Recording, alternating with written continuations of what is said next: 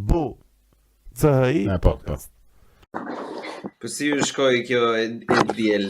E diel është data që e regjistrojmë në këtë miq të dashur. Po. Po, një diel pak e vështirë. Ua, dhe për ty okay da. Po, se isha shumë e lodhur edhe doja të pushoja. Në fakt pushova mjaftueshëm, po këto orët e fundit isha pak në nxitim në këto orët e fundit. Nuk isha shumë e qetë. Kurse unë orët e Keni fundit... i qartë zoti Anakonda, hiç fare. Zoti Anakonda. Kush është zoti Anakonda? Do Na shtem një pyetje shumë interesante. Se di vërteti? Unë jo. Zoti Anakonda. Ti ke di? Anakonda ka qenë ai reperi që ftohej te zonë e lirë dhe se çfarë po shpjegonte diçka dhe Arjan Çani që i thotë "Unë shumë i qartë zoti Anakonda" dhe ka mbetur kështu si Kam parë unë. Unë vdes edhe për kështu që është bilez para 2 ditësh po flisja për ujkun e Cerrikut dhe personazhin tim preferuar që është Arda Uxhiu, nga të gjithë këta të Arjan Çani. Po, pref të paqe Arda Uxhiu. Po. Sa shumë e desha atë. Shumë për zotin. Nëse. Ka pasur goxha tipa interesante për sa i përket atij lloj materiali që bën Arjan Çani. Se ne atë e kisha unë parasysh me juve që ta diskutoja se temë Trash TV, domethënë dhe fiks Arjan Çani është aja e çdo gjëje në Shqipëri për sa i përket Trash TV. Aty fillon çdo gjë. Arjan Çani është interesant se ke pak në gjitha, ke pak nga të gjitha. Ke Trash TV, ke politik, ke art, teatr, muzikë, muzikë popullore, muzikë moderne, artista underground, ke të gjitha. Prandaj është interesant, besoj, Çani. Edhe Trashin që për cilin vdesin gjithë. Po, mendoj që Arjan Çani kishte shumë herë më shumë sukses me personazhe të tilla atëherë kur rrjetet sociale nuk përdoreshin kaq shumë sa sot, sepse personazhet të tilla në ditët e sotme bëhen të famshëm në Instagram, në TikTok.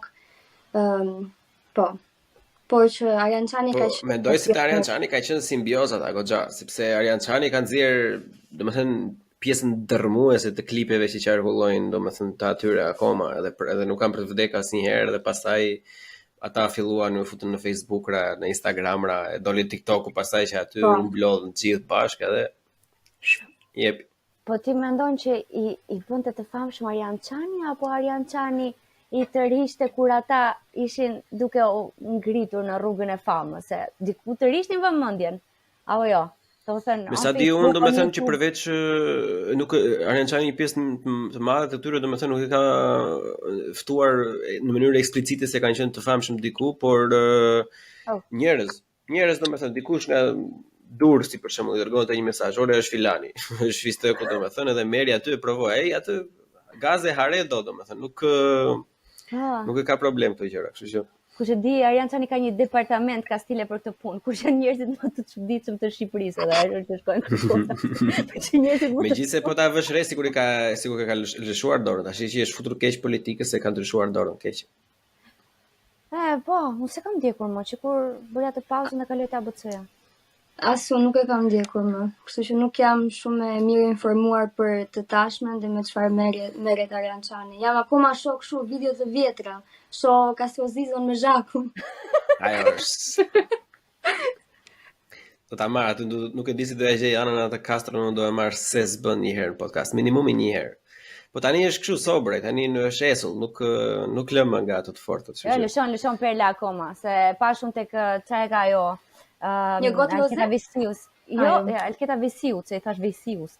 Ajo me kërcimin që kishte Dance with Me, pastaj u bë Dance Albania, kështu gjërash, edhe kërcente Castro aty dhe vazhdonte lëshonte perla. Edhe kështu esull, nuk është keq, është goxha mirë. Kështu që ta këshilloj. Provoje. Ta provoj. Goca mirë se erdhe të Buçi Podcast një herë, se nuk e bëm përshëndetje. Luana dhe Keida nga podcasti Kompetente channel YouTube. Si e klasifikoni ju veten tuaj herë? Me gjithë kontentin që keni. Entertainment. Entertainment industry, ha? Po, industri nga mbrapa. Po ne që jem, ne youtubera ishim si fillim, dhe pastaj u bëm podcastera, si thuhet në shqip, Podcaster. Podcaster. Se di. Nuk e di. Po si, më na tregoni çik se jam goxha kurioz, domethënë, si kur keni filluar me këtë YouTube-in? Okej, dakor, kemi filluar. Ne filluam gjatë periudhës së pandemisë. Ka qenë viti 2020 kur filluam. Duket kështu si një përjetësi, po në 2020 kemi filluar. Në maj kemi hedhur videon tonë të parë në YouTube.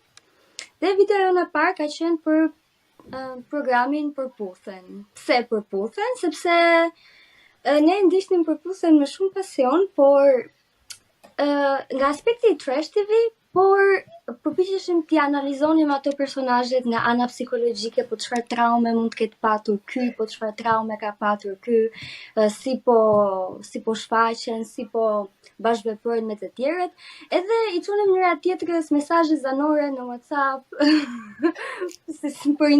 domethënë mënyra se si interpretonim një episodin tjetër. Kështu që ishim goxha të përfshira në Përputhen, besonim çdo gjë me sy mbyllur, çdo gjë që jepi në Përputhen për ne ishte e vërtet.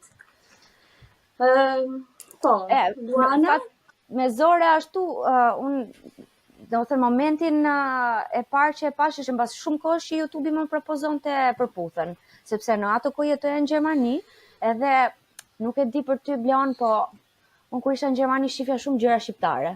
Ndërkohë që kur jetoja në Itali nuk e bëja këtë gjë, po në Gjermani kisha qef për emision shqiptar, më merrte malli. Edhe e shtyja gjithmonë e bëja, nuk e dua, pse ma sugjeroni, thoja YouTube-it. Ishte një ditë e pash, edhe o zot, njëra mbas tjetrës episodet. Edhe u përshya kaq shumë, edhe filluam me Kate të bëjmë nga këto biseda. Pastaj na kapi pandemia, po, se kjo ishte para pandemisë, edhe s'kishim çfarë bënim tjetër, unë jetoja me Kate në ato kohë. Edhe motra ime na sugjeroi, meqense ne kemi një lloj kimie interesante, besoj unë edhe Keida. Edhe flisnim me motrën time në atë kohë në Amerikë, edhe tha, po ju harxoni kaq shumë kohë duke parë këto budalli që si nuk bëni një kanal YouTube, edhe flisni për këto meqense kishim edhe kohë të lirë, gjithashtu. Edhe tham, hajde po e provojmë. Apo jo. Shumë interesante. Shumë, jo, më pëlqejnë në përgjithësi njerëzit, po edhe përgjigjen e mora që si ishte gjeneza e të gjitha, po vetë me çfarë merren, domethënë, cilët fushë i përkisni? Ku jetoja në Gjermani, po jo kur jeton në Itali, ku jeteni për momentin? Tani në Tiranë. Gjermaninë e lash në 2020-ën. Edhe aty kaluam nga video në audio neve, sepse për këtë arsye. Po tani jam në Shqipëri, atë kohë ishim të dyja në Stuttgart. Edhe Keida i bie ti akoma në Stuttgart. Unë tani jam në Berlin, kam 2 vjet, domethënë që jam zhvendosur nga Stuttgarti. Unë vazhdoj akoma të jetoj në Gjermani dhe bëhen gati 5 vite që jetoj këtu në Gjermani. Po, shumë bukur. Po me se merreni të dyja? Me të njëjtën gjë i bie studimet, një lloj rastësie. Unë kam bërë në bachelor kam bërë shkenca dhe teknologji agro-ushqimore, kurse në master kam bërë teknologji dhe bioteknologji ushqimi. Në Itali kam bërë këto studime. Po. Edhe rezultoi që u takua me Ketën, edhe ti të njëjtën gjë. Apo pak ndryshe, çik ndryshe. Jo, dhe unë kam bërë në Prag, në Çeki, teknologji dhe bioteknologji ushqimore, pastaj vazhdova masterin në Gjermani për teknologji ushqimore. Edhe tani punoj deri diku në fushën që për cilën kam studiuar. Po ti Luana si përfundove në Gjermani kur shkollën e ke bërë në Itali? Po se në atë kohë kur unë u ktheva në Shqipëri mbas Italisë, Gjermania ishte vendi më i përkryer ku mund të vazhdoj eksperiencën tënde, domethënë karrierën tënde. Edhe unë nisa për të bërë gjas me një biçim doktorature që pastaj vendosa të mos e përfundoj, sepse isha gati afër fundit, po thash jo, nuk dua ta bëj. Edhe lash, të shkova për këtë arsye në Gjermani të bëja doktoraturën, sepse në ato kohë Gjermania ishte lokomotiva e Europës. Di është një budalli që kam dëgjuar shumë shpesh, madje kam shkruar edhe te proposali kur kam shkruar për të marrë kështu atë çka ka ajo, DAD-ja? Po, bursë nga DAD-ja. Është lokomotiva e Europës, edhe ma dhanë bursën pastaj. Shef, funksionon. Bravo, shikoni miq të dashur, këshilla drejt për drejt nga Luana si të merrni bursa nga DAD, Lokomotiva e Europës, Grantit. Shiko, përderisa funksionon, it's fair game, kështu që Ja, ka më nuk shumë ka se asnjë aq, po problem. thjesht tani le të me banalizova Tash unë, do i themi, nuk do i themi të gjitha me një episod, tash i dale. do ta shkrish talentin. Në diskutoj, po shumë interesante. Domethënë studimet jashtë me gjuhën si ishe ti kur erdhe në Gjermani? Kush unë apo Keta? Po Keda aty është akoma domethënë e marr të mirëqen që ja ka dalë me gjuhën. Shiva, unë jo mirë. Jo mirë në sensin që s'dija gjermanisht para, sepse nuk më kërkoi gjermanishtja. Edhe pastaj e mora pak avash, edhe fillova ta mësoj seriozisht para pak se të vendosej që t'ikja. Ju futa thellë fare, po më pëlqente shumë, edhe pastaj ika, kështu që ngel gjermanishte në ça niveli jam unë? A2 ndoshta? A2. A2.1. Një që fatkeqësi është kjo që njerëzve që ti që e ke lënë domethënë edhe pse të ka pëlqyer, se janë të rrallë njerëzit që e pëlqejnë gjuhën gjermane domethënë. O, mua pëlqen shumë. Unë kam takuar goxha shumë edhe. Po. Mua s'më pëlqen shumë Gjermania për të jetuar, po më pëlqen gjuha gjermane shumë. Po. Well, you cannot have it all together. Kështu që më duket shumë interesante kjo heshtja e Kedës në momentin që po flasim për gjuhën tani. Unë po lë bashkëfolës që të flasin, por patjetër mund ta shpreh mendimin tim me shumë kënaqësi. Mendoj që kam arritur një pikë ku flas gjermanisht dhe kuptoj goxha mirë dhe e përdor në përditshmëri. Mua gjermanishtja më është kërkuar para se të aplikoj për master, pavarësisht se masterin e kam bërë në anglisht, por për shkak se te grupi i studimit shumica ishin gjerman, na kërkohej që si student të huaj të kishim një certifikat B1 gjermanishte. Dhe për këtë arsye unë para se të aplikoja për master, fillova që të mësoj gjermanisht, pavarësisht se unë fakt kam mësuar gjermanisht që në gjimnaz, se e kishim si gjuhë të dytë, por pasi e mësova për një vit, kisha shumë qejf që ta mësoja atëherë, por erdhi një pikë që thash, unë nuk do shkoj kurrë në Gjermani, nuk do më duhet, kështu që do përqendrohem te anglishtja. Edhe hoqa dorë pas një viti, nuk po e mësoja më. Gjithsesi jeta na solli në to dhe thana që gjermanishtja duhet mësuar prap, kështu që ju futa prap për ta mësuar. Unë kam një marrëdhënie pak të komplikuar me gjuhën gjermane, sepse pavarësisht se kam arritur një pikë që e flas dhe e kuptoj, më duket sikur asnjëherë nuk do ta flas shumë rrjedhshëm ose nuk do ta ndjej si gjuhën time. Ndoshta më duhet që të kaloj akoma më shumë kohë këtu, por më duket sikur është gjuhë shumë e vështirë dhe është shumë gjuhë eksakte me fjalët që përdoren, me foljet, me emrat, është sikur për çdo proces, për çdo send ka një fjalë të veçantë, të caktuar dhe më duket sikur s'do arrit kurrë ta mësoj gjithë fjalorin e gjuhës. Po. Prandaj është e bukur, po ideja nëse ti je e vetëdijshme që është eksakte, domethënë dhe ka gjëra shumë specifike, mendoj se në pikpamje të parë bie në kundërshtim me faktin që është e vështirë, se më duket më shumë të vështirë gjuhët që kanë kështu shumë idioma, shumë sinonime, për shembull italishtja, si në bërë thamë, pavarësisht se mua më pëlqen jashtëzakonisht shumë, domethënë le të themi është deri diku për njerëzit që mësojnë në mënyrë teknike, për shembull që duan, është më e vështirë se sa gjermanishtja. Anglishtja për shembull, se neve na duket anglishtja shumë gjë e thjeshtë, nga që bijem në kontakt të gjithë kohës.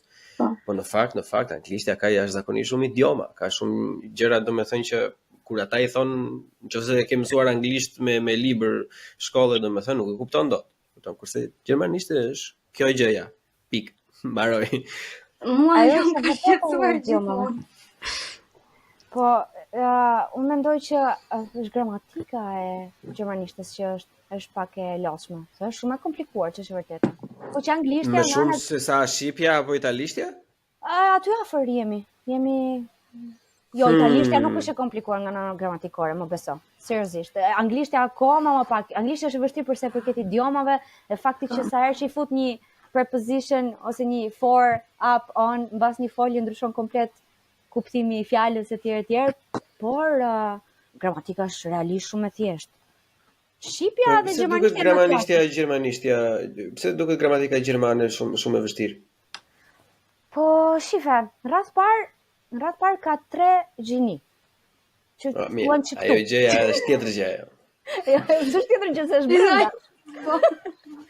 Është brenda dhe në bazë të asaj çdo gjë që ti ndërton në fjali, në bazë të se ndryshon. Edhe nëse e kapet gjinin gabim, atëre do ngatrosh ato, çfarë quhen? Artikujt në raste të ndryshme, çdo gjë. Apo jo. Ka edhe kështu. Nuk e di, mua nuk më bën shumë përshtypje sepse edhe gjermanët domethënë nuk është se mbajnë atë 100% që përdorin dasin e duhur në çdo lloj fjalie, edhe ata vetë domethënë her pas here i ngatrojnë në njëra tjetrën ose thon ato thjesht umgangssprachlich, ato që i vjen për momentin domethënë si thuhet në përditshmëri ose në rrugë, le të themi, kështu që nuk është ajo domethënë pavarësisht se i frikson shumicën e studentëve. Ajo nuk është ai shumë e rëndësishme. Më shumë e rëndësishme është të kuptosh se si formohen fjalitë. Dhe mua më pëlqen fakti se është gjë shumë teknike, të lejon të bësh fjali kështu që janë gjysmëfaqe tek fjali. Më vdes për atë lloj.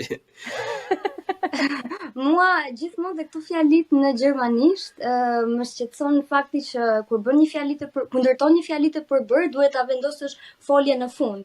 Dhe pas ti kam thënë unë gjithë fjalët e tjera e harroj foljen dhe e lë fjalin kështu domethënë pa folje dhe le ta kuptoj bashkëfolsi vetë për ça po përpiqem unë të flas. Ajo aty ke të drejtë, ajo është. That's a bit weird. Po ajo është çike çuditshme. Ajo është shumë e çuditshme dhe mua mendoj shpesh se mua më pëlqen të ndërtoj fjali të përbëra. Dhe në gjermanisht kam gjithmonë pak frikë ta bëj këtë sepse them do harroj foljen dhe në fund gjithmonë i fuz atë foljen standarde machen bëj. Do të tani kuptoja vetë se çfarë po përpiqem të them. Po ty Bleon të pëlqen gjermanishta?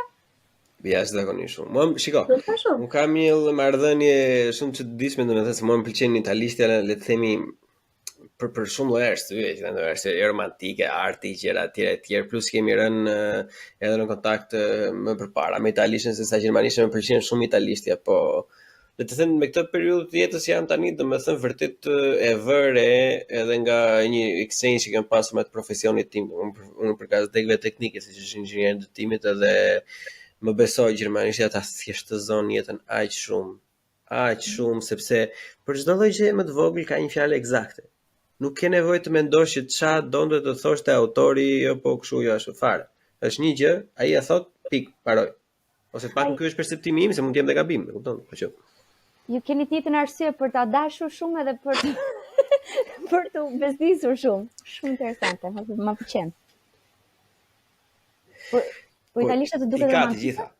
Të duket romantike italishtja?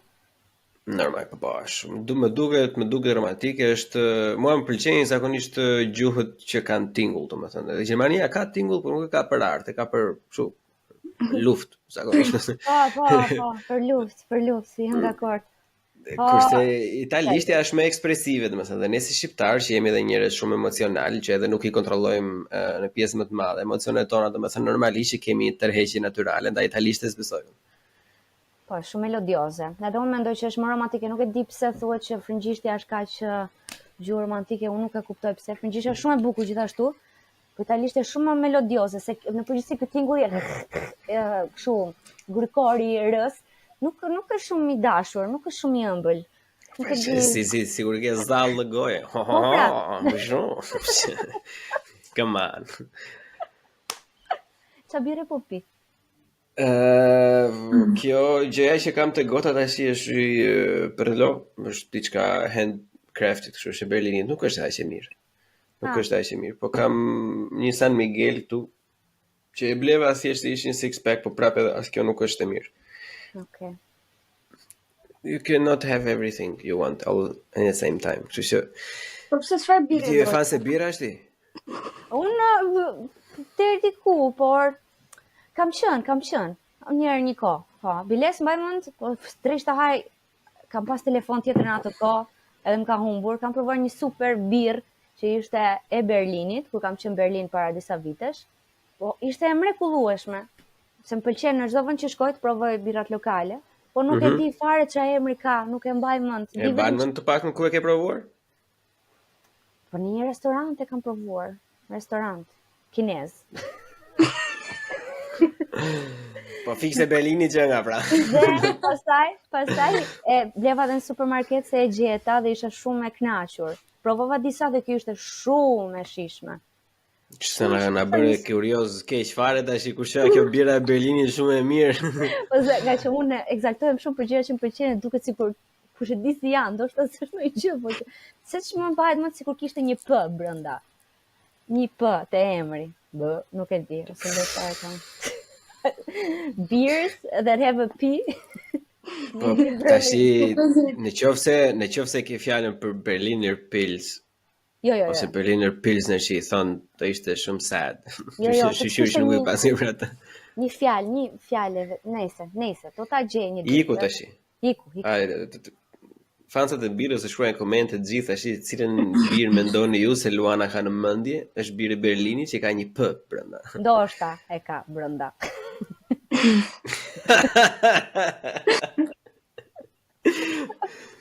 Me bukur. Mirë. I lëm bira tash, kalojmë se birat janë haram, për ata që nuk i din, më shikoni mua, unë jam shumë larg. Le të themi një çik te gjëja, domethënë. Çfarë gjeni tërheqse ju në Trash TV, domethënë? Çfarë janë të elementet specifike që ju tërheqin atje, domethënë që do fillojmë tash, do flasim ne, dëgjoj, 3 orë. Pavarësisht se episodi mund të jetë më i shkurtër, por më jam e bindur që ju e flisni akoma shumë për to.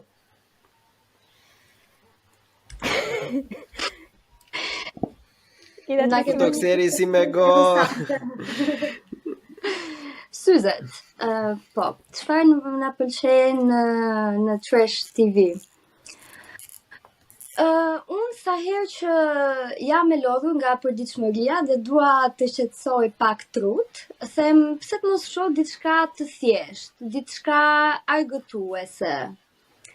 Diçka e cila nuk do më bëj të mendoj shumë, pavarësisht se mund të dalë diçka për cilën mund të mendoj shumë në fund. Kështu që për mua arsyeja e parë është diçka e thjeshtë, diçka që mund ta përcit menjëherë, për të qetësuar nga streset e përditshmërisë. Nuk është që nga qetësuar sa keni hapur një podcast kastile për atë punë, nuk e mendoni hiç.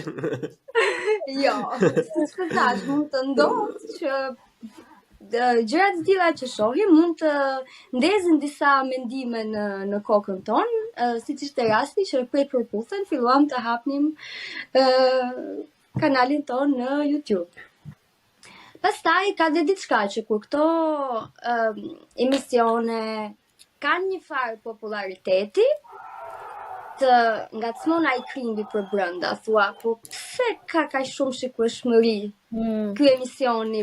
Pa ti hedh një sy, çfarë është interesante këtu? Çfarë shohin njerëzit? Pse ka shumë shikueshmëri Trash TV? Qoftë përputhen, qoftë Big Brother, qoftë çfarë lloj gjëre tjetër. Pse kanë kaq shumë shikueshmëri sipas jush? Tani, sipas me në radh parë, nëse mund të vazhdoj pak atë që tha Keida, flas për të dyja se kemi kohë që njihemi edhe bisedojmë për çfarë do lloj gjëje. Ne kemi mundohemi në përgjithësi të krijojmë një balancë midis gjërave serioze që bëjmë dhe gjërave shumë të thella, edhe një lloj lehtësie. Meqense diskutojmë për tema të rëndësishme, lexojmë gjëra të rëndësishme, jemi marrë dhe me shkencë për një kohë gjatë. Shohim, çfarë them unë, shkojmë në galeri arti për të parë art, në teatr për të parë një shfaqje, një koncert bukur jazzi ose në opera. Të duhet për të lehtësuar, nuk mund të gjithmonë ti futesh tellë gjërave. Ka nevojë për një lehtësi, një kështu, një tralala në sfond, tamam për të lehtësuar, që pastaj nuk rezulton të jetë gjithmonë kështu, sepse ne na ha krimbi për brenda, edhe nga një budallik që shohim në një emision trash, fillojmë hapim tema të mëdha, për shembull, o si duhet jetë familja, a duhet partneri të sillet në këtë lloj mënyre, në atë lloj mënyre etj. Kapemi nga gjëra koti që mund të duken në sipërfaqe. Edhe mes nesh kur komunikojmë, zgjerohemi dhe kapim gjëra të rëndësishme, që i takojnë shoqërisë, individit, personalitetit, psikologjisë etj. por që kam përshtypjen që në përgjithësi njerëzit ndoshta edhe janë të lodhur nga jeta, edhe nga problemet e tyre, edhe duan një kështu, një shkëputje, një kështu escape, se po e them kështu në anglisht. Po, kjo këtu të përmbajmë dhe unë pak tash domethënë, pse unë në ideologji jam pak më ndryshe te kjo pjesë. Unë kuptoj të gjithë pjesën e lodhjes jetës dhe kuptoj të gjithë nevojën për t'ju larguar atij realitetit të dhimbshëm, domethënë, dhe normalisht një trash TV në këtë lloj mënyre mendimi bëhet automatikisht, le të themi, drogë pasive, është brain numbing, është diçka që ty e kupton, është njësoj sikur pi një birr kur kthehesh pas pune, shef atë dhe fikesh fare, që si po zihen ata, s'po zihem unë. Po. Un kam goxha probleme me këtë lloj mendësie, domethënë se kjo afrohet shumë me një lloj kulture hedoniste që i shtypet njerëzve që thjesht qetëso për momentin, thjesht i kënaqur për momentin dhe largon atë fokusin e përgjithshme nga ku dëgjon. Një ëndër që mund të ketë në një ide biznesi, ku dëgjon një pasion apo do të provoj të bëhet aktor apo tjetër, edhe duke ushqyer veten me këtë dopaminën që vjen në copza të vogla për në mënyrë konstante, për shembull, atë lloj show, siç mund të vijë nga edhe veset e tjera, si nga bixhozi, nga ku dëgjon, alkooli, nga drograt e tjera, atëherë ngel në vend numero.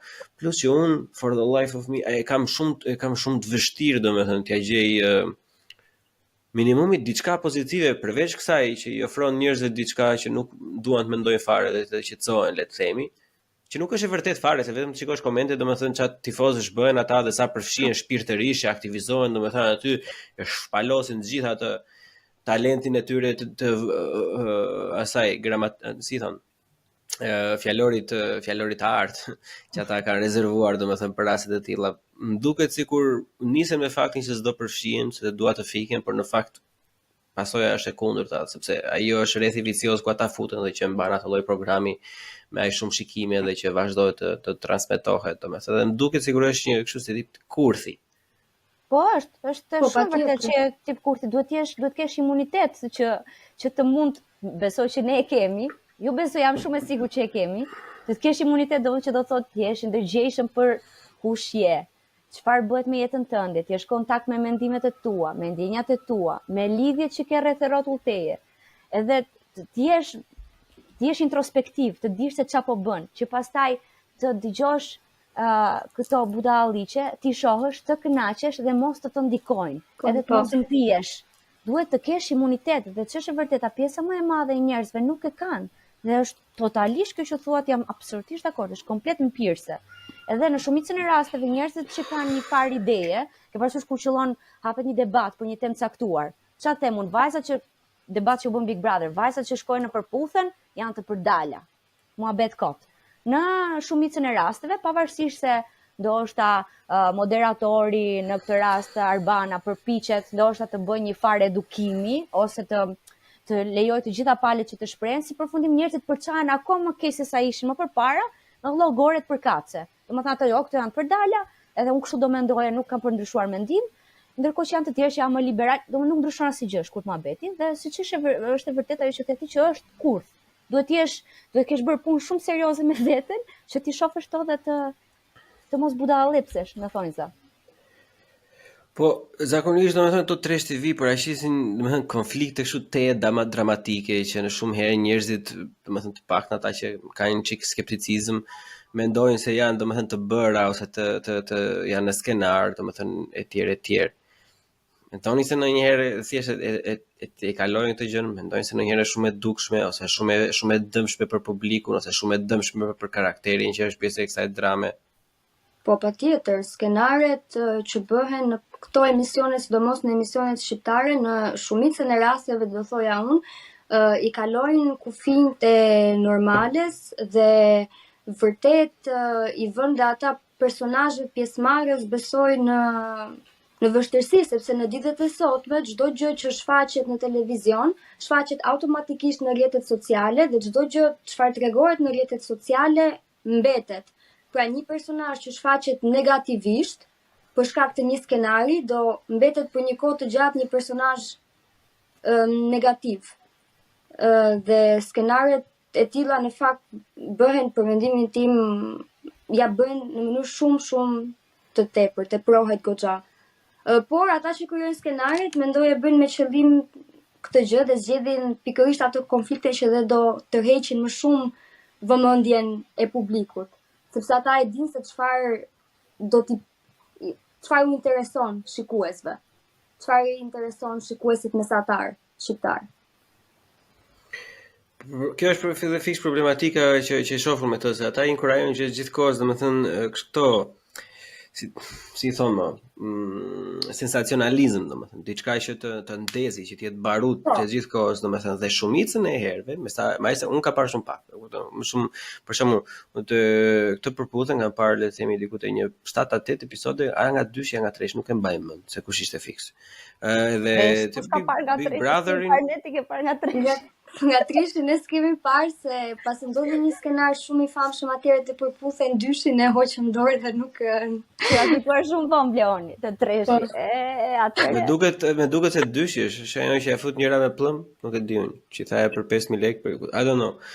Nuk është ideja është që këtë Big Brother domethënë e ka ndjekur vetëm nga rrjetet pastaj, edhe po ta vini re ky sensacionalizmi krijohet shumë i kohës, po pjesë më të madhe të kohës krijohet nga këto stereotipet më negative të ndryshme, domethënë, si për meshkuj si për femra, janë stereotipet më negative që reklamohen, domethënë, edhe pavarësisht se ata duan apo s'duan si karakterit të futen atë, është apo s'është skenar, domethënë, ajo përcillet publikut.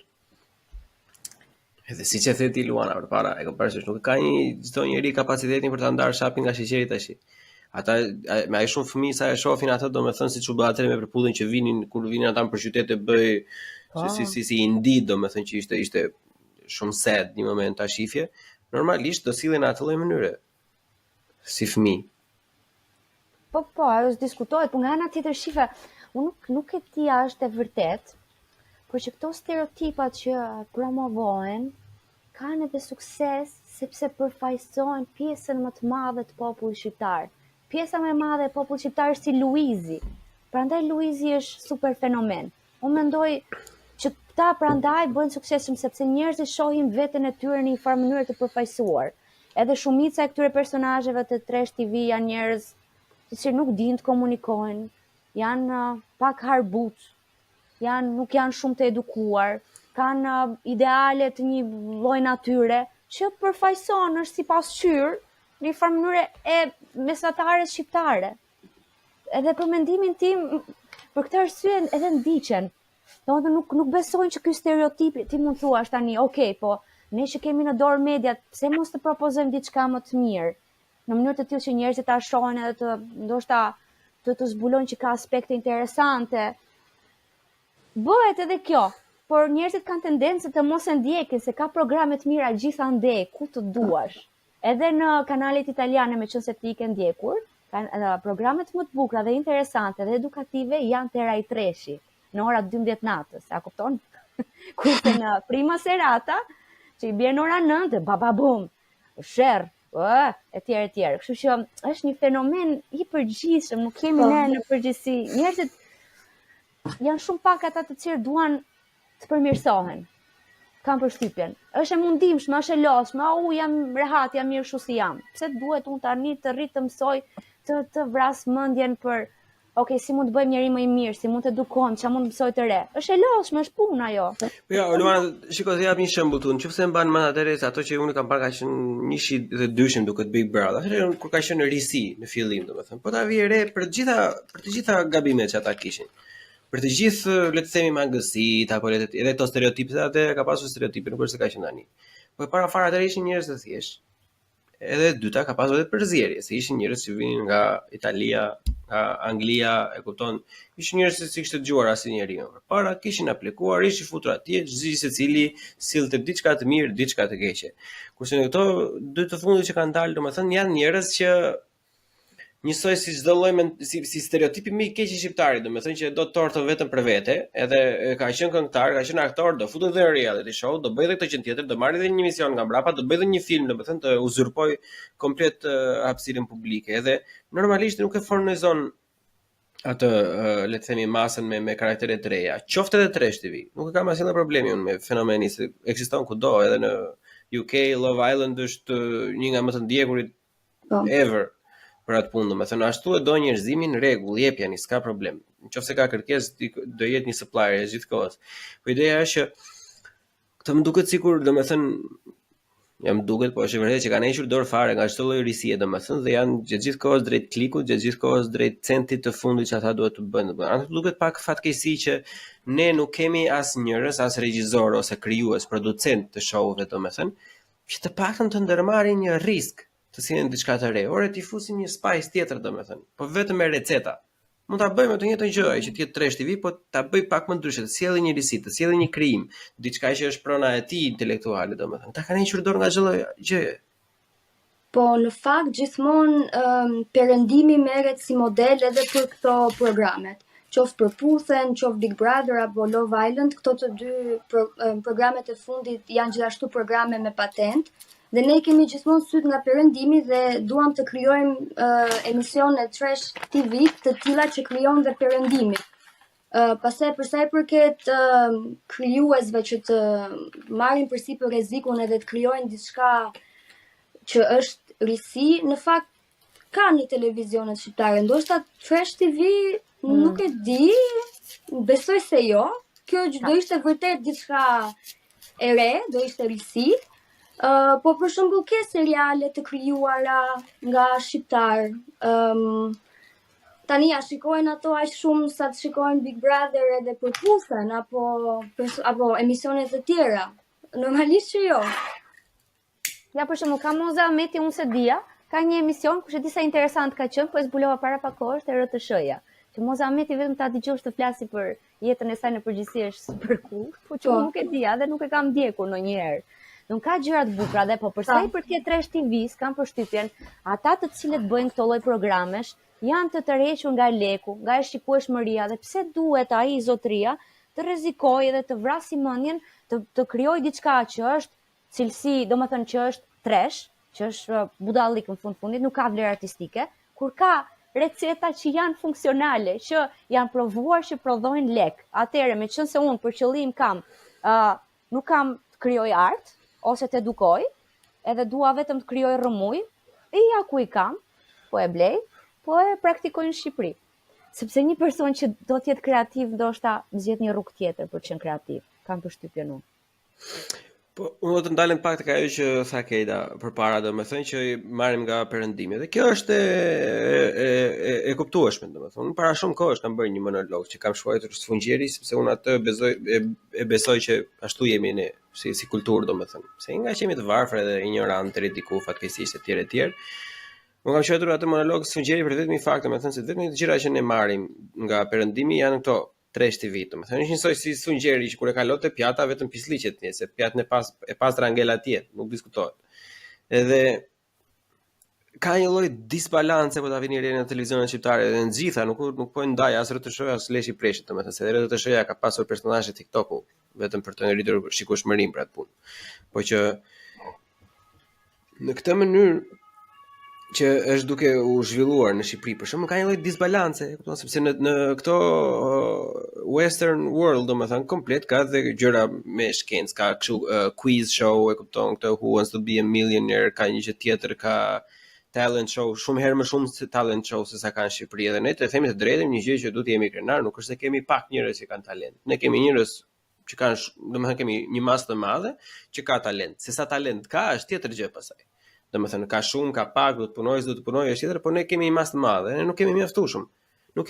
Ka pak, që ajo si e kishte ajo që kishte ai Eno Popi atëherë, domethënë që ishte 1 milion, 100 milion. 100 milion, diçka e tillë domethënë. E kupton? Shiko, po unë me atë ne ishim si familje ato kohë që e ndiqnin domethënë edhe i mat me mua vinte në provë domethënë që sa gjëra dia.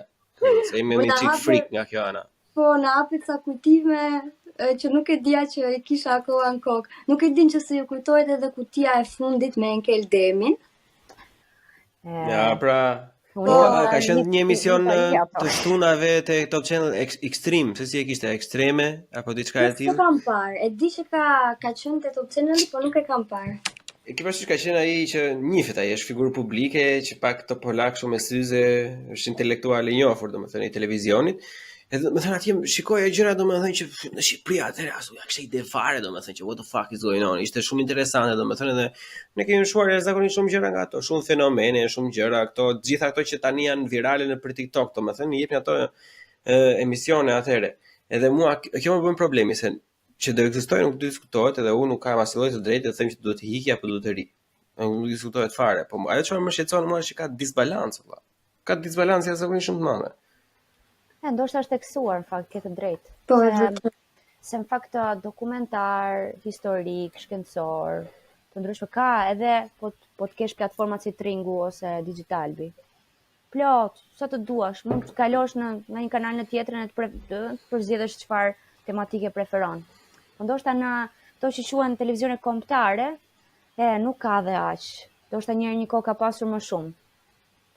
Dhe bukur është që këtë fazën unë e kam humbur, sepse jam më e madhe se ju, dhe në atë kohë nuk shifja televizion, se isha në Itali atëherë, nuk ishte YouTube, kështu gjëra, kështu që nuk e di në fakt çfarë është bërë atëherë. Në atë kohë e no popit, e kam humbur këtë pjesën, ose këtë Extreme, nuk e kam parë. Po ndoshta ka qenë më mirë. Ka qenë më mirë. Nuk ka pasur shumë gjëra interesante, mbase shikueshmëria nuk duket qenë asnjëherë për shembull ashtu që mund të jetë me përputhjen apo me Big Brother, se nuk është as sensacionale, është një gjë që ty të lë mbresa, e kupton? Se shiko, ne për të kënaqur veten tonë shikonim Dragon Ball, shikonim Naruto, e kupton, gocat, jo vetëm gocat, edhe ki ka pas edhe dim, shihim jo të në Ruby, Rebele, çka kanë qenë ato meksikane atëherë. Ose ajo, nuk e di pse ashtu e kishte emrin. Motra ime shqipte se është mosha juaj, po, Rebel the Way. The Way? Se dia që ishte rebel, unë dia se ishin rebele vetëm. Më duket se Rebel the Way ka qenë versioni Argentinas, nëse nuk gaboj. Ndoshta jam dhe gabim. Kurse versioni meksikan ishte Rebelde që jepet te Vision Plusi çdo ditë në orën 15:30. Ajo te Vision Plusi, domethënë. Po. Po shiko, po këto kanë qenë, domethënë, kështu në këtë lloj mënyre jemi rritur, domethënë, edhe normalisht ka pasur impresionimin se ato kur kam qenë në 9 vjeçare, për shembull, ato gocat gjithmonë dëgjonin këto këngët e këtyre rebeleve, prandaj mbaj mend, domethënë, po më thjesht nuk më kanë tërhequr asnjëherë, më duket shumë vdekje. Vetëm ajo që kemi parë nuk ka qenë një Ruby, nuk e din nëse seriali vërtet quhej Ruby. Kush ajo telenovela meksikane? Po. Ajo është super trash. Po pra, po, ajo është super trash, domethënë, po atëherë un kam qenë, po pra. Ata ka parë gjithë Shqipëria më. Po, kemi parë, tu kemi mësuar spanjisht për herë të parë, ka qenë gjak dukues. Unë nga pasë kushërira që shohin to jo gruaja Judës, çka kanë qenë ca tjerë, ka pasur parfund atëherë. Po, gruaja Judës, ose. Ka qenë shumë e freskët gruaja Judës. Ishin disa veta, kush ishte? I don't know. Mbaj mend fundin tani. Se kur e hapa këtë temë para ca kohësh. Nëse, pak rëndësi ka. Po ndoshta na dukeshin më të mira se ishin më të vegjël, se tani jemi më. Jo, po shife çka ka pasur pozitive. Pozitive atij lloj treshi është që automatikisht 80% e gocave shqiptarëve din të merren vesh spanjisht me atë. Ta dish? Jo, po kjo është fakt, e kupton? Unë kam parë Dragon Ballin dhe Naruto e kam parë italisht gjithmonë. Unë ajo ka qenë shtysa e parë që unë kam filluar të mësoj italisht, pastaj kisha në shkollë, pastaj ndoqa vetë etj. Domethënë do ti, domethënë, janë nxjerr një lloj përfitimi. Tash përfitimi i Big Brotherit fundit ishte vetëm fjalë të reja që si çapaçule këto gjëra, domethënë që i përdorim kur ishim klas 4 për shembull. Kur ishim klas 4 ne, kur kishim lexuar çapaçulën atëherë në libër e përdorim kështu. E kupton? Edhe tani kur u kthyem prapë dhe u bën sensacionale, kështu domethënë dukeshin që damn plako. I was there before that was popular.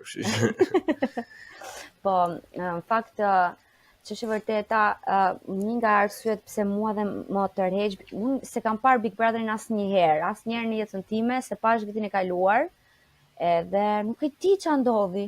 Ishte pa dashje aty në televizor, edhe e pash e thash, wow. Dhe kush është gjë që më tërheq mua, është debati publik që hapet, është sikur mua më jepet mundësia të bëj një studim çfarë mendojnë shqiptarët, si ndahen, sa të prapambetur jemi, sa të mbyllur, sa të hapur, se po e banalizoj tani, po domethënë edhe duke parë komentet që bëhen në rrjet, mënyra se si komunikohet, si diskutohet nëpër studio, është sikur bëj një analistë, okay, në çfarë niveli jemi si shoqëri.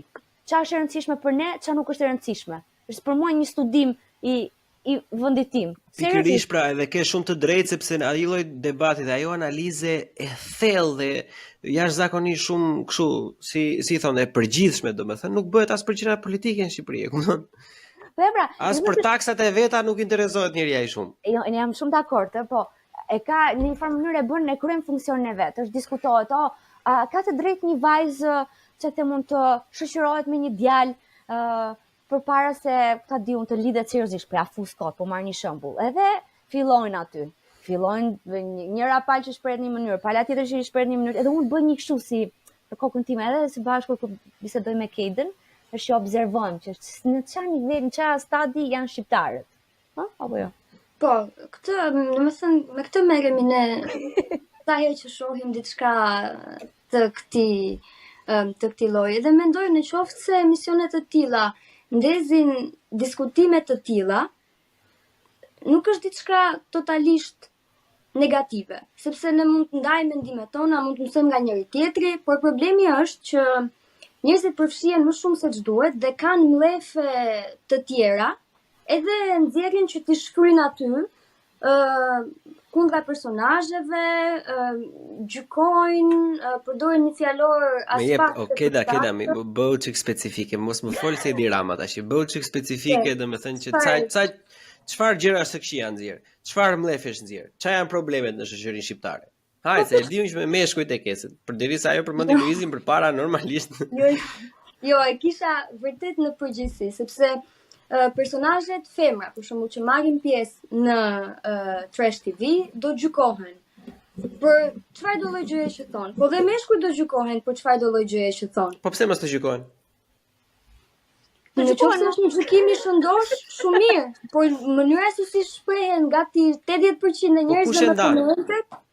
Po kush e ndan, kush është i shëndetshëm, kush nuk është i shëndetshëm? Se mua gjëja më e mirë që ka thënë Luana sot është që përfaqëson shoqërinë tonë. Unë mendoj në momentin në qoftë se ata marrin klikat nga shoqëria jonë, domethënë atëherë duhet të përballen edhe me llumin që vjen nga shoqëria jonë. Jo, ata do e marrin përsipër riskun, është shumë e sigurt, duke ditur në çfarë vendi jetojmë, mos mund të pretendosh domethënë të duash të bëhesh i famshëm edhe të thosh më kapi ankthi sepse më than ti je pler edhe je një vajzë rrugësh. A këto do ta presësh nga këta njerëz, nuk është normale që bukur e tham që vajzë rrugësh. Po çfarë tani se si do të. Po që kjo që tha Keda, unë e vlerësoj shumë që hapet debati publik. Po në vend që të diskutohet në mënyrë konstruktive vetëm shahen. Nga e ditë ti që unë jam kështu, ti mamaja jote të ka bërë ty, ti s'merit në këtë lloj mënyrë, kështu di çfarë mamaje ke ti, ti s'meriton as të shara nga. S'ka nevojë. Në momentin që përdoren fjalë banale, me thënë të drejtën, nuk mendoj në këtë lloj konteksti. Nuk mendoj që mund të dalë diçka e bukur dhe e shëndetshme nga një diskutim i tillë.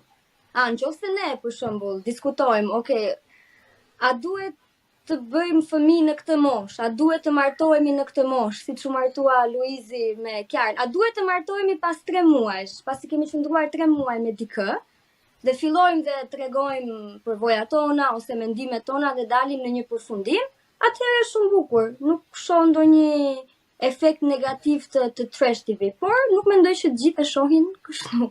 Ose përfshihen në këtë lloj mënyre. Në cilën moshë duhet martohen njerëzit dhe sa kohë duhet të kanë njohur njëri tjetrin që të martohen?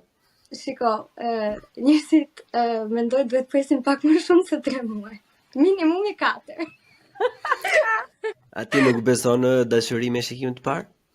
Unë besoj në dashuri me shikim të parë, por jo në martesë me shikim të parë.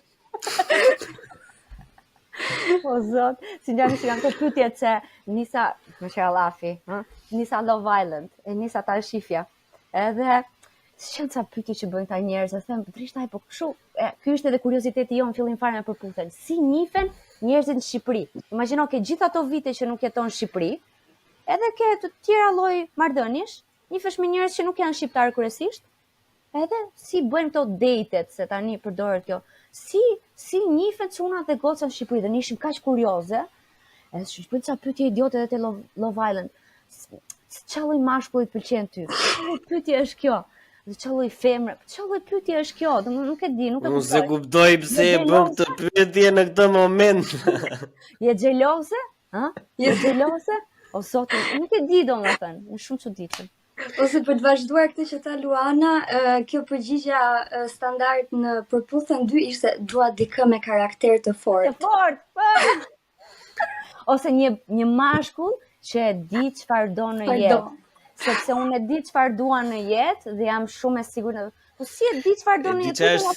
Diçka është thika me dy presa e këtyre, se unë e kam vënë re këtë, domethënë, edhe unë jam goxha shumë i ftohtë për këto gjëra.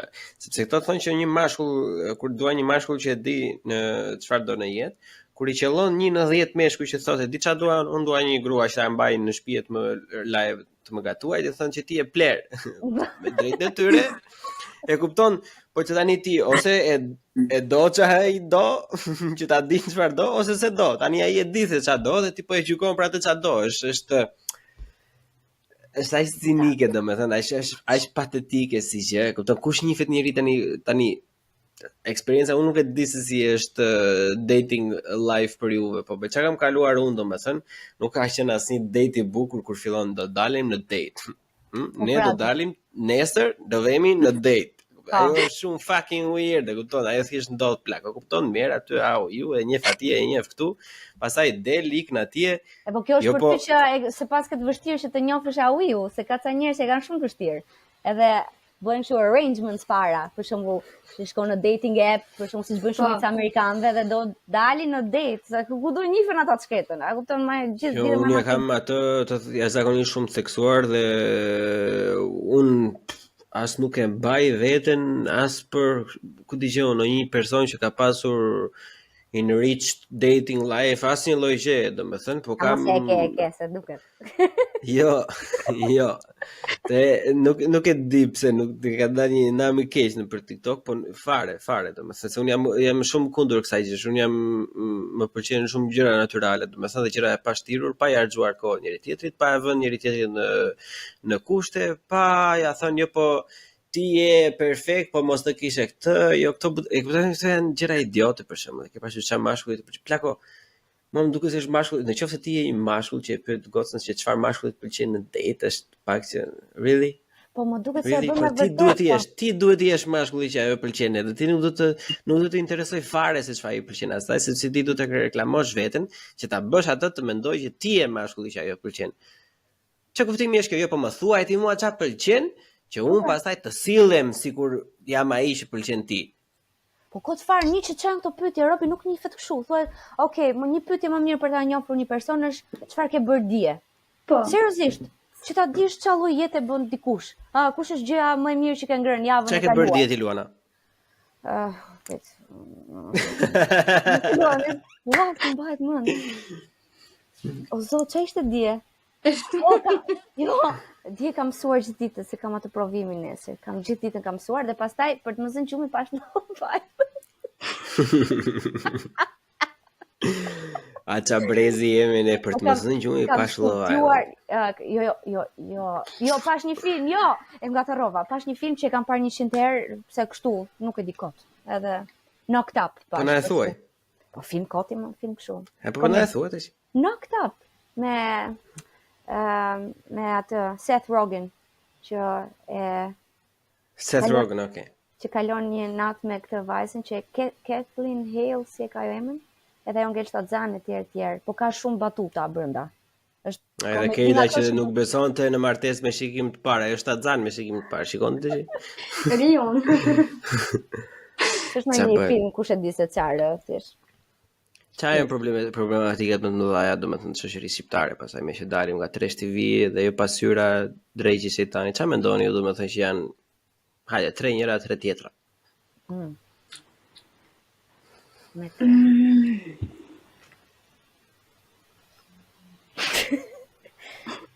Zgati janë nisësh se kjo është. Po, kush të vije para në mendje, ndiqi për të.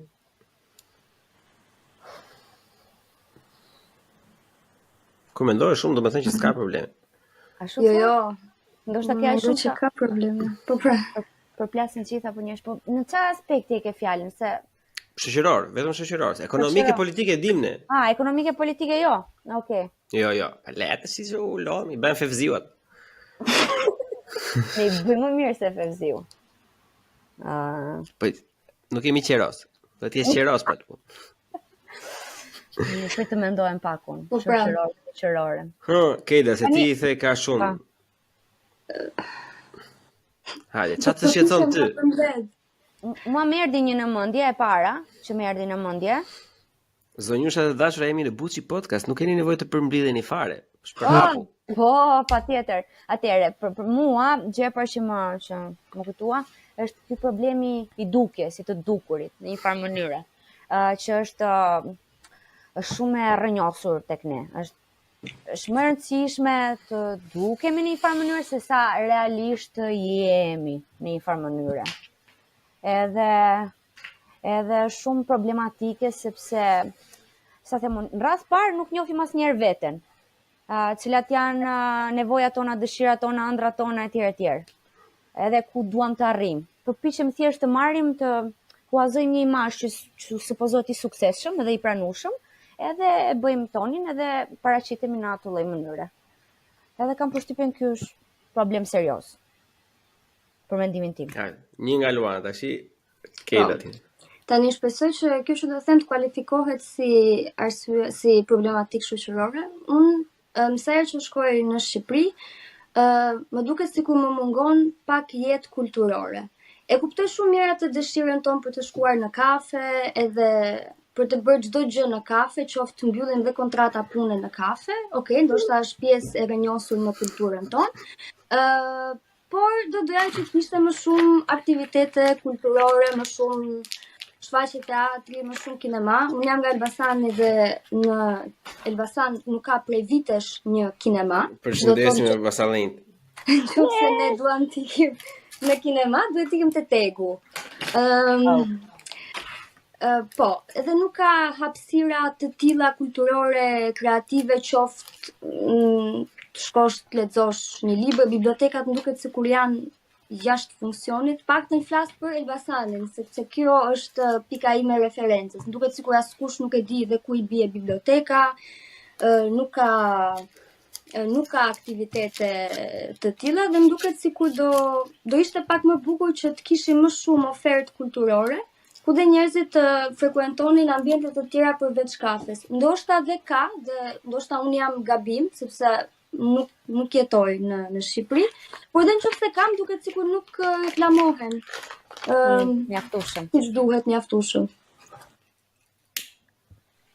Tani është rrodha ime prap? Do të bëj një koment vogël. Shëra e parë që përmend të gjën edhe mua nuk më kishte kaluar asnjëherë në mendje kjo që sa po theti Kelda, po tani që po e mendoj të jap më shumë se 100% të drejtë, domethënë, se kur e mendon. Shiko, unë kam pasur një debat të tillë për atë pjesën e teatrit atëherë asaj kohe etj, edhe jam shkolluar nga ana, domethënë, se sa jetë kulturore ka në Shqipëri dhe sa teatro dhe sa gjëra ka, domethënë, po siç ti e përmendëm përpara, domethënë, janë zakonisht njerëz që janë në Tiranë. E kupton, edhe të bëjnë një schooling komplet, jo po se është ky teatri, jo po se është kjo gjëja atje, po se është kjo gjë këtu. Hajde ti zotëri i dashur, dini me mua e Xhiro në Berat, unë jam nga Berati. Edhe le të shohim atëherë se sa jetë kulturore mund të gjesh ti atje, sepse ti nëse ti që je nga Elbasani, që je gjysmore larg apo 10 minuta larg nga Tegu, domethënë edhe nga Tirana përgjithsisht, e ke të vështirë, mendoj se çan bëhet në Puk. E kupton? Kjo është një nga problematikat që faleminderit që e solle në podcast dhe ta diskutoj edhe herë të tjera. Është shumë e frikshme kjo gjë, edhe ke 100% të drejtë për këtë. Jepi Luana. Tirana më ka shumë e çuditshme, unë nuk e prisja, po kur jam kthyer këtu, ka jetë kulturore, po të duash çdo ditë ke diçka për të parë. Ka me vërtet jetë kulturore shumë të gjallë, edhe më vjen pak inat ta pranoj, se unë nuk kam shumë simpati për pushtetin vendor aktual, sëmos sepse mbulon ca gjëra me ca gjëra të tjera. Okej, është e vërtet ka shtyr deri diku shfaqjet artistike, po pastaj e prish fare në anën tjetër. Nëse mos i futemi kësaj, jeta kulturore në Tiranë është vërtet e gjallë. Edhe ka vazhdimisht koncerte, shfaqje, madje unë nuk kam nerva ose fuqi ndonjëherë të dalë. Kështu që, por në qytetet e tjera Shqipërisë ka shumë mundësi që të jetë ashtu, kam përshtypjen, po. Nice. Harrova çfarë desha thoja pastaj. Ç'është desha thoja një gjë. Ç'është desha thoja më? Problematikat Ua. Okej, da e keti të dytën se ndoshta sa të më kujtohet. Jepi Keda. Jo, nuk e kam akoma. Po për të e kisha. Bëni çik më personale tash, bëni mos më sini kaq shumë diplomatike domethënë, e kupton, bëni çik personale, futuni çik shumë për. Jepi. Një gjë që mua nuk më pëlqen në përgjithësi në Shqipëri, po se duket sikur tani kemi mendime shumë të këqija për shqiptarët, po arsyeja pse jam këtu se më pëlqen Shqipëria në shumë aspekte, që ta kemi të qartë. Po nuk më pëlqen mënyra se si përjetojmë shumë gjëra me tifozlik. Nuk më bezdis shumë kjo. Edhe ky debati që po flisim çpari, edhe për tema që hapen, në vend që të komunikojmë në mënyrë konstruktive, më jep pikpamjen tënde, po të dëgjoj, të jep pikpamjen time, hajde diskutojmë. Ndoshta dikush ka të drejtë në një pikë caktuar, jo, me tifozlik, ky është më i mirë se unë kam vendosur, që kur kam lindur, derisa të vdes, që them do mendoj kështu, edhe pik muhabeti, do votoj këtë parti, edhe po më, se s'po them ca fjalë, unë do vdes, do tretem fare, për filanin dhe fistekun, gjëra me tifozlik mua më bezdisi në mënyrë të tmerrshme, të më dresh të haj fut pak në loj, analizën, reflektim. Luana, po si do kaloj, ku do e gjej reflektimin një njeri që edhe në kohën pasive ju ushqet diçka që është tifozlik, si treshti. Ne nuk e ushqem, e kemi fajin vet. Unë, ti, tjetri, domethënë, e ke parasysh se ideja është që duhet të ketë gjithmonë një front që ndërmer rrezik. Prandaj edhe unë kam qejf inovacionin. Sa do i keq tjetër, edhe po të dështoj. Prandaj do të provoj njeriu. Po kur ti nuk e ushqen fare pjesën e reflektimit ndaj vetvetes, kur nuk e ushqen mendimin kritik, kur nuk e ushqen të vësh në mëdyshje domethënë këto sistemet ose status quo që kemi domethënë, atëherë normalisht kjo do përkthehet në çdo lloj mënyre. Pse janë shqiptarët konservator? A keni dhënë ju mënyrat atë anën e bukur të liberalizmit? Nuk e keni dhënë. E vetmja gjë që ka ardhur nga liberalizmi në Shqipëri është consumer culture, është dating life, është hedonizëm në kuptimin më të bukur të mundshëm, domethënë. Edhe ne jetojmë në një distopi, domethënë që Shqipëria është telenovel për asaj pune. Do të thotë se ne kemi njerëz shumë konservativ që jetojnë një jetë jashtëzakonisht shumë hedoniste që nuk bë kuptim. Këto nuk përputhen me njëra tjetrën. E kupton? Sepse janë, e marrim një shembull idiot, janë tipa që e duan nusin e virgjër, por gjatë gjithë kohës kërkojnë edhe domethënë të ngulin sa më shumë të mundshëm. Kjo është për të ardhur keq, domethënë, e kupton sepse një individ i tillë nuk e kupton dot hipokrizinë e vet. E kupton? Edhe ajo është për çdo lloj Covidi, çdo lloj gripi, çdo lloj AIDS-i nuk është aq keq sa është kjo. Kur njeriu ka rënë në kurthin që ngushëllon veten e vet se të tjerët, ata, jo ne, ata të tjerët janë gabimi, domethënë. Ato janë të këqija, ato janë kurva, ato janë të bredhura. Unë jam i mirë. Çdo gjë është në rregull me mua, që është kurthi më i keq, është sëmundja më e keqe kulturore. Sepse e heq përgjegjësinë nga vetja gjatë gjithë kohës dhe bën në faj tjetrin për gjërat që të ndodhin ty, që shumicën e kohës janë faj jot. Shumë dakord. Atëherë po e marr unë fjalën, edhe po them që një gjë që unë e shikoj si problematike në Shqipëri është që ne jemi të mirë me botën edhe të këqinj me njëri tjetrin. Dhe nuk e kuptoj pse vazhdojmë akoma që t'jemi kështu, dhe kur shoh dhe brezat më të rinj se sa brezi im, e shoh këtë lloj karakteristike që do të thënë transferohet nga brezi në brez, më duket si një e keqe gjenetike nga e cila nuk do shpëtojmë kur. Më duket sikur nëse vjen një turist i huaj në Shqipëri, do përpiqemi shumë ta mbajmë mirë, të tregojmë anët më të mira të Shqipërisë, por në qoftë se vjen një shqiptar, sikur nuk kemi të njëjtën sjellje, është sikur duam të tregojmë anët tona më të mira me të huajt, se ndoshta duam të pëlqejmë shumë të huajve, Po me shqiptarët punë e madhe, nuk është e rëndësishme. Le të jemi vetvetja, domethënë le të bërtasim, le të ulërasim, le të nevrikosemi.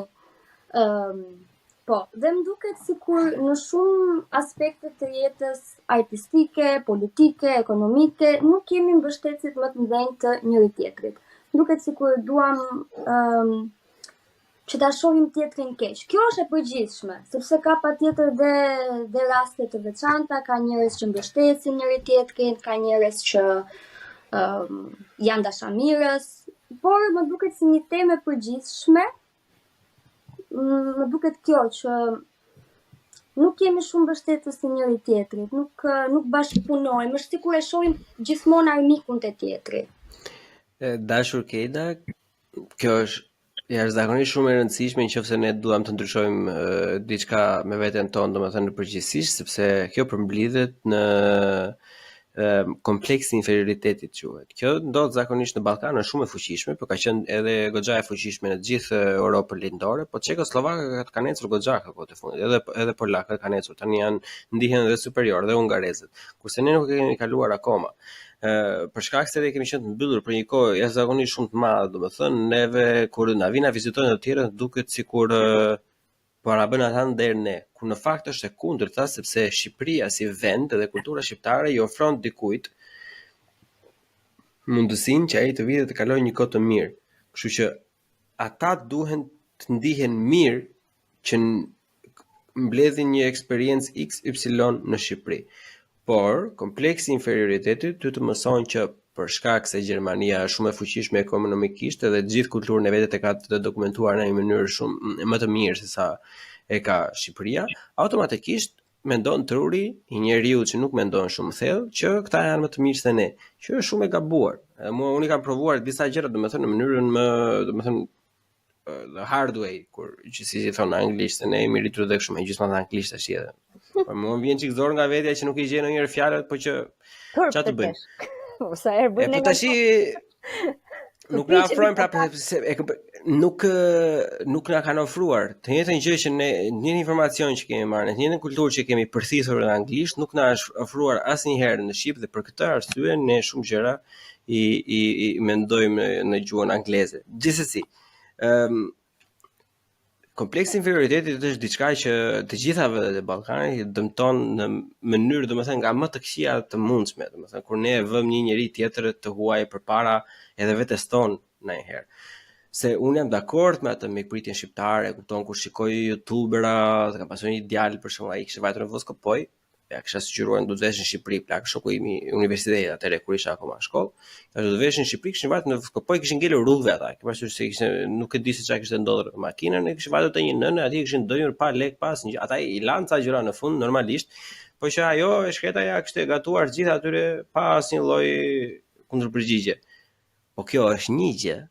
Edhe ajo gjë tjetër që përmend Keida është ta që e kupton që mundohen që të dalin nga jetesa e vet vetëm për të bërë dikë të dihet mirë, kurse që jam shumë i bindur që nëse një nga Berati do shkonte ku dëgjon Prizren, nuk do e bënin asnjëherë të njëjtën gjë, që të ndihej mirë. Nëse është shqiptar e merr të mirë qenë, domethënë që you gonna deal with it. Kjo është realiteti këtu dhe ti duhet të përputhesh me realitetin.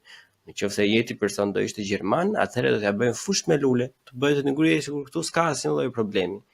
Kjo është një gjë domethënë që ma ha mendje që sa më shumë njerëz si puna juaj, edhe si puna ime apo tjetër të keqet, e di se si funksionojnë këtu, e dim se sa trash people, trash white people. Keida nuk e di sa ke në Berlin, po që ma ha mendje se ke pasur eksperjenca mjaftueshme me gjermanët trash. Kështu që kur e kalon një farë kohë kupton që jo plak, është thjesht sistemi që këtu ka funksionuar, domethënë normalisht për aftësi të vetat, por edhe gjërat e tjera ekonomike edhe politike, po që neve, sidomos un kam një bindje time të thellë, domethënë që në diaspora jonë është shumë më e fuqishme se sa mesatarja e popujve ku jetojmë. Mos harrojmë se Keida për shembull ti po punon në një punë, automatikisht je më lart se sa mesatarja e gjermanëve për atë punë. Të paktën këtu në Berlin, le të flas. Është ta japun me firmë, ta siguroj domethënë që automatikisht ti je më lart, sepse shumica e njerëzve jetojnë muaj për muaj në Berlin. Shumica e njerëzve janë hedonista, shumica e njerëzve nuk e dinë se çfarë po bëjnë me jetën e tyre. E kupton? Kështu që automatikisht kur ti ke bërë një shkollë, ke kryer një shkollë, ke mësuar gjuhën e një vendi tjetër, që është e vështirë, siç e thamë përpara, që ti e ke të vështirë, po prapë e ke mësuar, edhe ja ke dalë, dhe ke çar, edhe ku? Në vendin e atyre. Po kur ti që je nga vendi i tjetër, ja ke dalë, pse s'e kanë dalë ata? Kështu që automatikisht kjo na ngre, domethënë, jashtëzakonisht shumë lart. Edhe krahasuar me emigrantë të tjerë, domethënë që ne kemi disa gjëra të tjera që nuk se di pse, po që i kemi. Për këtë mund të bëjmë një episod tjetër shumë, thuaj. flasim shumë gjëra gjatë. Për rastin konkret të Gjermanisë edhe që vinë njerëz nga Shqipëria dhe nga vende të tjera më pak të zhvilluara dhe arrin diçka, le të themi, gjen një vend pune, kanë një jetë deri diku të qëndrueshme, kanë studiuar dhe ndoshta jo të gjithë gjermanët kanë studiuar dhe jo të gjithë kanë nevojë që të studiojnë, se ka dhe punë të tjera që nuk bëhen, nuk ke pse të studiosh. Por prap dikush që është me pasaportë gjermane gjithmonë e shikon veten shumë më herë superior se sa dikush që ka një pasaportë të një vendi të tretë.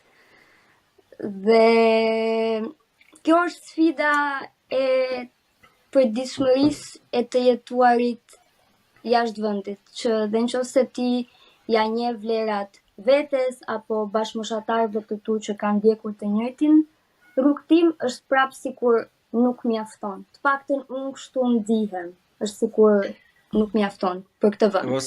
Mos ndje fare ashtu, do të thënë, sepse kjo është shembulli perfekt i asaj që sapo unë thash.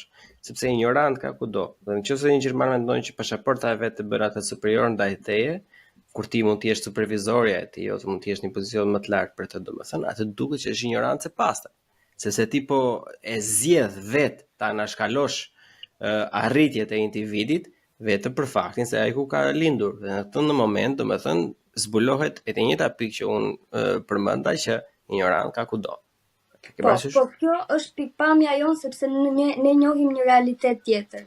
Por shumica e njerëzve, si po morëm Gjermaninë tani si shembull me që mos ka problem. Po, shembulli shumë i mirë është. Po, shumica e njerëzve që kanë jetuar këtu nuk kanë atë përvojën e një sistemi tjetër. Le të themi mund të kenë shkuar dhe të kenë bërë punë vullnetare në një vend të Ballkanit, në ndonjë vend të kontinentit afrikan, por nuk është se kanë njohur vërtet çdo të thotë të vish të jetosh në një sistem tjetër, në një realitet tjetër. Dhe shumë gjëra i marrin për të mirë qenë. Prandaj, dhe nëse ne flasim kështu, nuk do ta mendoj unë, nuk e perceptojmë, sepse nuk është realiteti. Po nuk do të merresh me çfarë percepton njeriu. E kupton, se edhe jemi edhe në podcast, edhe formati jonë, siç e analizoni ju Luiz nga vetja juaj, domethënë dhe si e perceptoni ju, ashtu do ta trajtosh dhe jetën. Nuk do të merresh asnjëherë se çfarë kupton tjetri, sepse tjetri nuk po jeton jetën tënde dhe atë gjë që ke kaluar ti, edhe unë që jetoj në Berlin për 9 vitesh, asnjëherë s'kam për ta kuptuar. Sa do të mundohem, domethënë, ose sa do të themi që e kuptojmë, ka qenë dhe një rast i ngjashëm, asnjëherë s'ka për qenë 100%. Edhe kjo është e bukur ai. Prandaj nuk kemi as të barabartë as identik ne si njerëz, e kupton, sepse gjithë secili ka diçka të ndryshme për të ofruar. Kështu që mos e vrit mendjen fare nga ajo se si e mendon tjetri. Nuk e bën asnjëherë masa. Masa nuk e ndryshon shoqërinë. Janë gjithmonë individ ose një pakicë idealiste që thotë që kështu do bëhet, se kështu e dua unë. Edhe ajo bëhet trendi dhe pastaj masa fear of missing out edhe kalon domethënë të ndjek ty sepse e shef që ti ke diçka ndryshe etj etj. Më korrigjoni nëse jam gabim, unë kështu e shikoj. Jo, edhe unë ashtu. Absolutisht. Ishte për masën, do ishim akoma, të di unë. E provuar 50 vite masën, domethënë edhe. Jo, jam shumë dakord. Shumë dakord. Gjithsesi, unë jam shumë e lumtur për veten time që eksperiencat jashtë Shqipërisë më zhveshën totalisht nga ky sensi i inferioriteti ndaj këtyre perëndimorëve, sepse i sheh si janë edhe janë të gjithë me defekte. Luana, si e ke eksperiencën tani në Shqipëri, që ke jetuar në Itali, në Gjermani, domethënë tani je në Tiranë?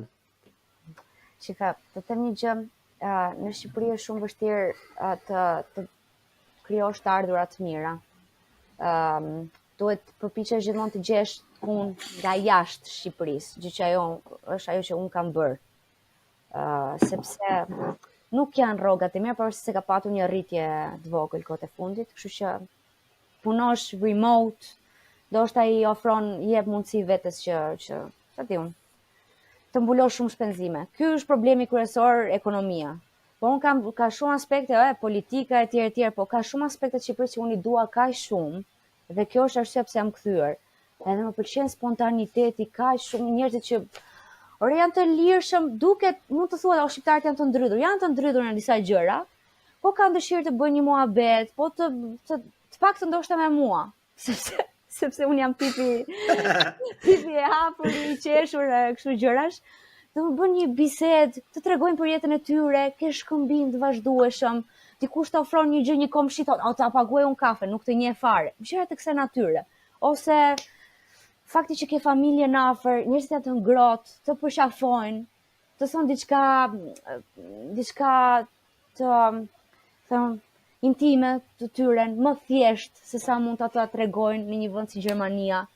I fusin një këngë këtu te lagja, ka mund ca njerëz tu, se unë banoj te Unazaret tani, edhe ja marrin isos ndonjëherë këta. Unë vdes për kështu gjërash, unë për kështu gjërash jetoj, nuk edhe rregull edhe kështu të futur në kuti në 4 orë ma bezdis. Ose kam pasur nga një anë të çmenda, nga ana tjetër u kënaqa pafund, kishim 2 dasma, edhe këtu në Unazën e Re, sikur jeton, ç'a them unë, në Skrapar, se unë kam origjinën nga Skrapari. Do martoheshin këta njerëzit dhe një javë rresht muzikë nga ora 7 deri 12 natës. Edhe unë nga një anë më bezdiste, nga një anë mendoja që ata njerëzit po kërcenin dhe ishin të lumtur se i shifja këtu poshtë, disa gëzohesha, nuk e di. Më pëlqen çik ky kaosi, çik kështu. Bravo. Muzika, hajde bëham një qoftë, pim një raki, kështu gjërash. Sigurisht nga Skrapari. Po për këto gjërat më pëlqen shumë të shifes, më pëlqen natyra shumë. Po është shumë e vështirë të kënaqesh kur kënaqet dikush tjetër. Edhe kur arrin atë unë të komplimentoj për këtë pjesën, sepse është një gjë e karakterit që është jashtëzakonisht shumë e mirë, edhe nëse çdo individ do kishte këtë, ne do ishim shumë të lumtur me njëri tjetrin në shoqëri. Nëse çdo kush kur shifte njerëz të kënaqur, do kënaqej edhe vetë, domethënë do ishte vërtet shumë gjë e bukur. Po që avash me kalimin e kohës. Është shumë gjë e bukur, është shumë gjë e bukur kur shikon njerëz që janë duke u kënaqur, duke kënduar, duke bërë, edhe pse nuk ti je pjesë e saj, domethënë, ja automatikisht i kënaqur. Edhe ajo është aty kur e ke arritur konfidencën e vetes, kur je i kënaqur me veten tënde, dhe tani mendon që unë nuk po bëj asnjë gjë dhe ta janë të kënaqur me veten e vet, kështu që nuk do të bëj asnjë gjë unë që ti kënaq këta, dhe kjo është një gjë e mirë. Edhe mund vetëm të përfitoj. Unë shikoj në këtë mënyrë që këto janë shumë pozitive që kemi në Shqipëri. Pastaj, nuk të them edhe një gjë tjetër që kam shumë merak, është fakti që pavarësisht se nga shteti, pensionistët, njerëzit e një farë moshe nuk janë të trajtuar fare mirë, edhe kanë pensione qesharake, po të paktën ne me zemër i duam prindrit edhe gjyshrit, edhe i mbajmë mirë, edhe kalojmë kohë me ta, nuk i braktisim, ndërkohë që një pjesë e mirë e botës perëndimore, e cila ka mundësitë ekonomike të kujdeset për këtë stres të popullsisë, nuk i ofron dashuri. Edhe mua kjo më mërzit jashtë mase, sepse për mua njerëzit e një farë moshë janë si fëmijët. Edhe meritojnë të njëjtën respekt, dashuri, për kujdesje, edhe nga që ne bëjmë këtë me zemër, nuk i braktisim, i mbajmë afër, është një aspekt që unë vlerësoj jashtë mase. Edhe që nuk kemi kaq individualist, që mbështesim njëri tjetrin familje, nëse dikush është pa qef, vim, kontrollojmë të bëjmë hizmet, si thuhet. Nuk kemi, kam punë nesër, I'm sorry, you deal with it. Kjo ka shumë të drejtë, këtë e kemi, domethënë një pjesë e madhe është nga kultura që na është dhënë neve nga prindrit tanë, domethënë, por përkthehet pastaj nga ndjenja personale dhe lidhjet që kemi me njeriu. Dhe kjo është gjë që e kemi shumë të mirë. Po, shiko, mua po më pëlqen shumë muhabeti, po fatkeqësisht nuk mund ta zgjas dot sepse unë zgjohem shumë shpejt, megjithëse edhe do të bëj 2 pyetje të fundit, domethënë edhe nuk jeni të lira, edhe përgjigjeni mos e përgjigjeni. Pyetja e parë është çfarë mendoni për meshkujt shqiptar, dhe pyetja e dytë është që how is your dating life? Është Fraj Velić. Kita di çfarë mendon se bërë këtë pyetje si ato, pyetje këtu. Çfarë do nga një mashkull?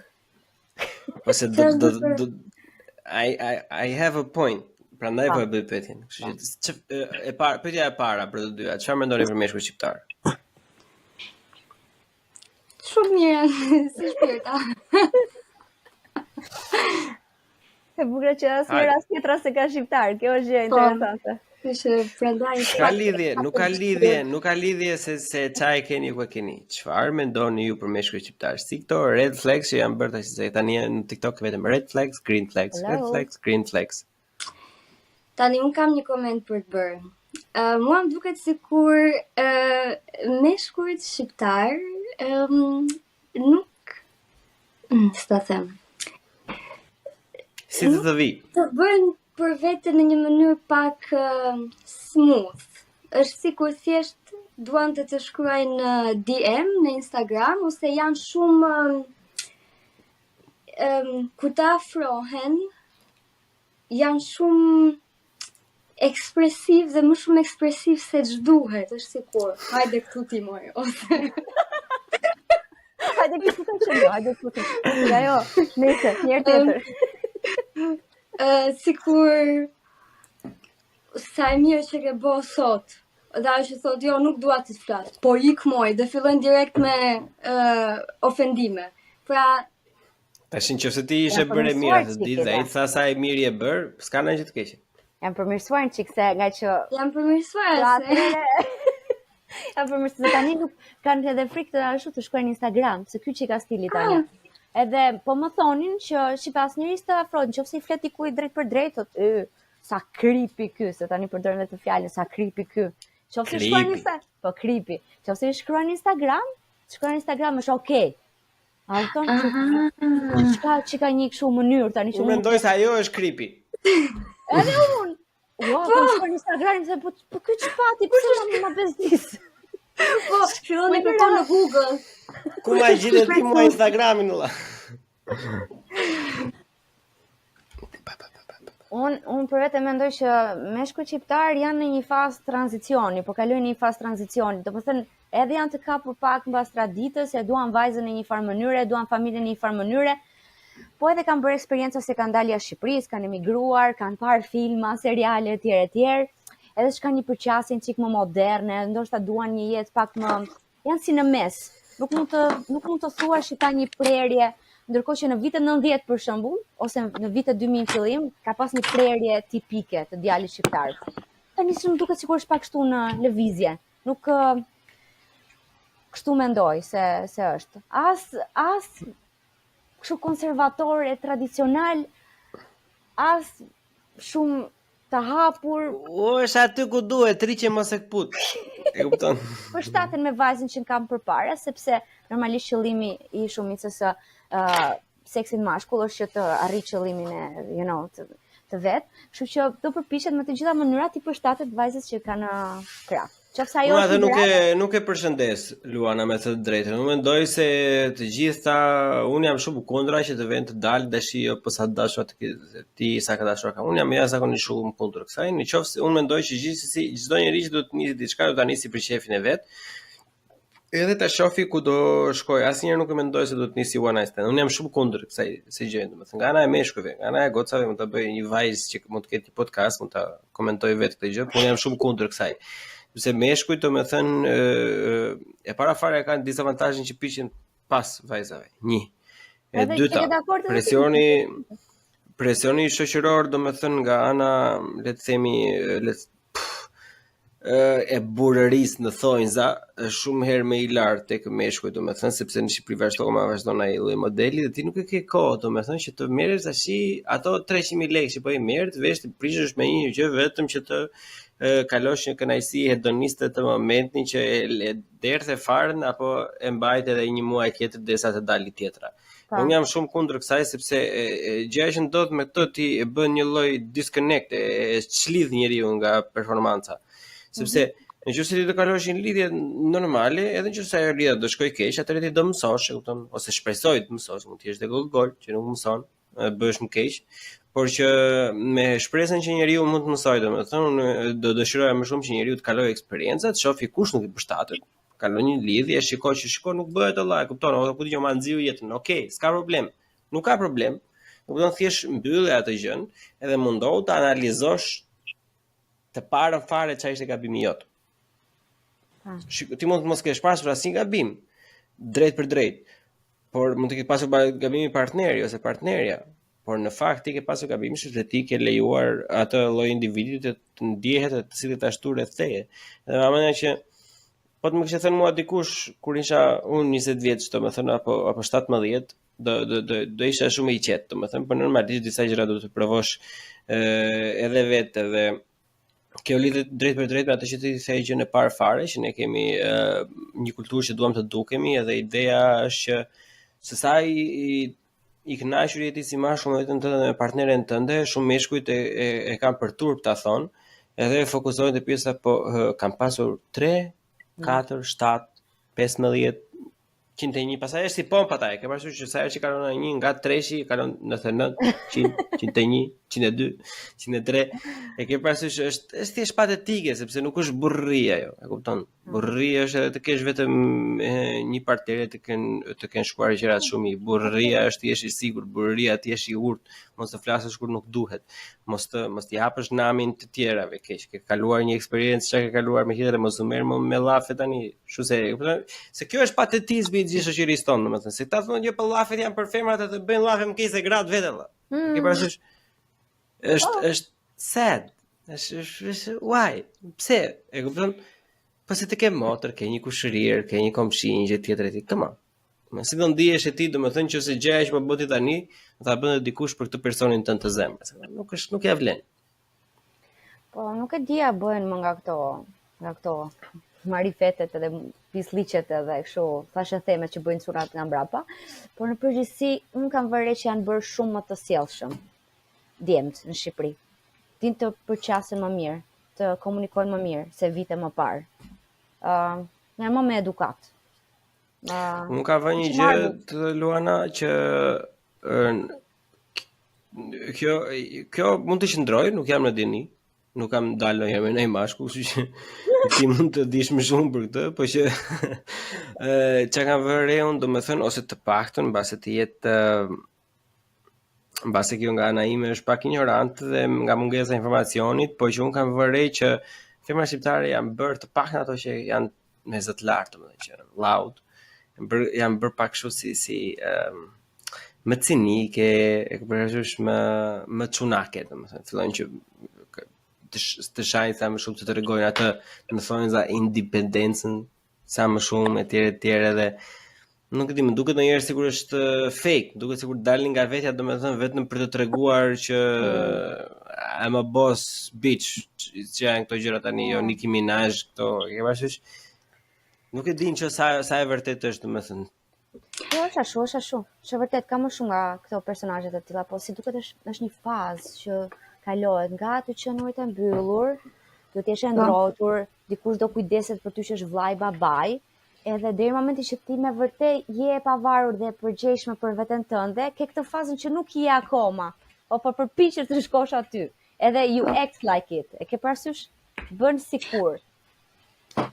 Pastaj për të vazhduar këtë linjën e mendimit që kishte Luana, mendoj që vajzat shqiptare ndoshta dhe duan ta thonë me zë të lartë që janë të pavarura, sepse ne kemi qenë dhe jemi akoma deri diku një shoqëri patriarkale, ku burri në disa familje shqiptare ka bërë ligjin dhe nuk i ka dhënë gruas ose vajzave liri për çfarë lloj gjëje. Dhe ndoshta nga frika se mos përfundojnë në mënyrë të tillë, duhet ta thonë me zë të lartë që shiko, unë jam e pavarur, unë jam e fortë, ti nuk mund të sillesh në një mënyrë patriarkale me mua, nuk mund të më mbyllësh etj.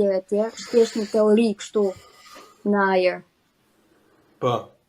Jo, unë nuk kam shumë dakord me këtë pjesën e patriarkatit. Unë mendoj që ne mund të jemi ignorant, po.